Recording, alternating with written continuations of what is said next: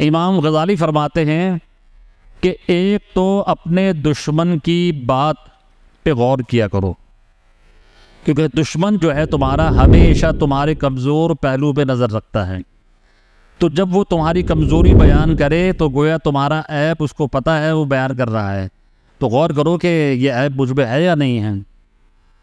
और इसी तरह एक अपना दोस्त यानी अपने पीरो मुर्शिद, अगर वो कह दे तुम्हारे अंदर ये खराबी है, अगर वो कह दे तुम्हारे अंदर ये कमज़ोरी है, गौर करके उसको दूर करो, अड़े ना रहो, दूर करो, अपने आप को अच्छा बनाओ। ज़िंदगी गुजर रही है मेरे भाइयों, बर्फ़ की तरह पिघल रही है, किसी वक्त भी मौत का फरिश्ता आ जाएगा और हमारा रिश्ता हयात जो है मुनक़ते हो जाएगा। अब टाइम नहीं है, जितना अपने आप को बेहतर बना सकते हैं बेहतर बनाएं, अपने ज़ाहिर को अपने बातिन को संवारें।